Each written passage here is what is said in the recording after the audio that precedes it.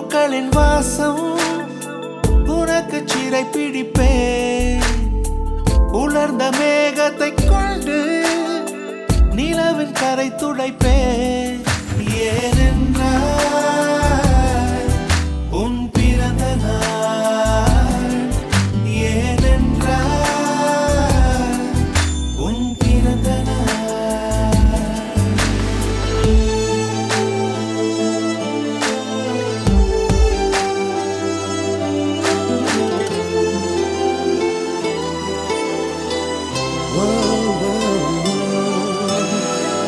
கிளை ஒன்றில் மேடை அமைத்து ஒளி வாங்கி கையில் கொடுத்து பறவைகளை பாடச் செய்வேன். இலையெல்லாம் கைகள் தட்ட அதில் வெல்லும்